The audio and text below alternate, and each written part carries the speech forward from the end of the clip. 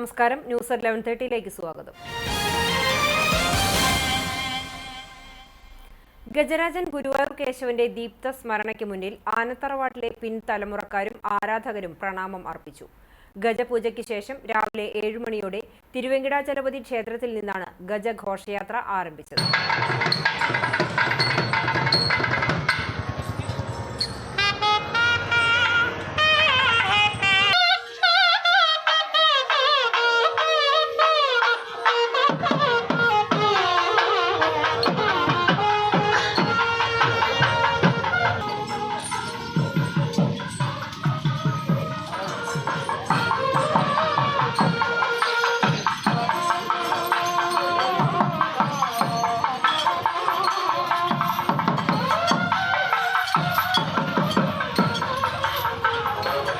കൊമ്പൻ ബൽറാം ഗുരുവായൂരപ്പന്റെയും ഇന്ദ്രസൻ കേശവന്റെയും രവികൃഷ്ണൻ മഹാലക്ഷ്മിയുടെയും ഛായാചിത്രങ്ങൾ വഹിച്ച് മുൻനിരയിൽ അണിനിരന്നു.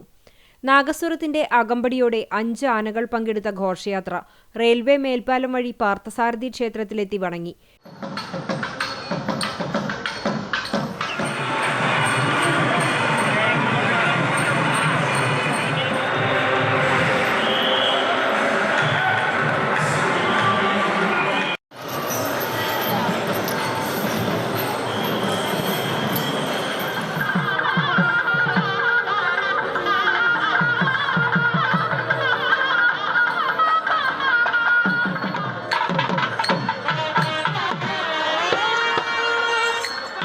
ഗുരുവായൂർ ക്ഷേത്രവും രുദ്രതീർത്ഥക്കുളവും പ്രദക്ഷിണം ചെയ്ത് തെക്കേനടയിലെ കേശവ പ്രതിമയ്ക്ക് മുന്നിലെത്തി.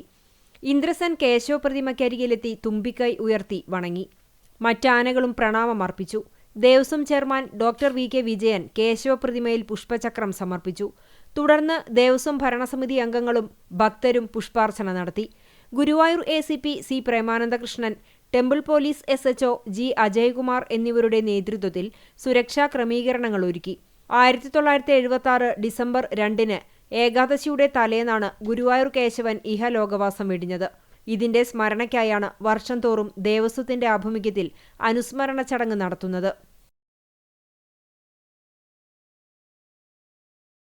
വിശുദ്ധ തോമാശ്ലീഹായുടെ നാമധേയത്തിൽ സ്ഥാപിതമായ മറ്റം ഇടവകയിലെ സ്കൂളുകളുടെ മധ്യസ്ഥനായ വിശുദ്ധ ഫ്രാൻസിസ് സേവ്യറിന്റെ ഓർമ്മ തിരുനാൾ ഡിസംബർ 3 ബുധനാഴ്ച ആഘോഷിക്കും. വൈകിട്ട് 4 മണിക്ക് ഇടവക ദേവാലയത്തിൽ ആഘോഷമായ തിരുനാൾ പാട്ടുകുർബാനയും തിരുനാൾ നേർച്ചയും, മറ്റം സെന്റ് ഫ്രാൻസിസ് സ്കൂളുകളുടെ ചരിത്രരേഖ പ്രദർശനവും സെമിനാറും തുടർന്ന് പൊതുസമ്മേളനവും ഉണ്ടായിരിക്കും. പ്രസ്തുത ചടങ്ങിൽ മറ്റം സെന്റ് ഫ്രാൻസിസ് സ്കൂളുകളിലെ വിദ്യാർത്ഥികളിൽ ശാസ്ത്ര, കലാ, സാംസ്കാരിക, കായിക രംഗങ്ങളിൽ ഉന്നത വിജയം നേടിയ വിദ്യാർത്ഥികളെ ആദരിക്കും. സ്കൂൾ വിദ്യാർത്ഥികളുടെ വിവിധ കലാപരിപാടികളും നാടകവും ഉണ്ടാകും.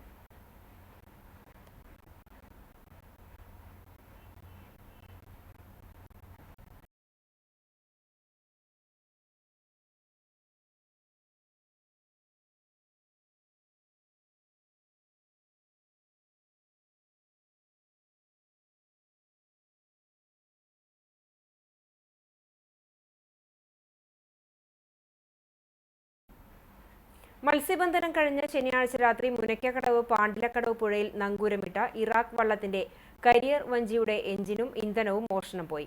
താനൂർ ചക്കപ്പന്റെ പുരയ്ക്കൽ മുനീറിന്റെ ഉടമസ്ഥതയിലുള്ളതാണ് വള്ളം.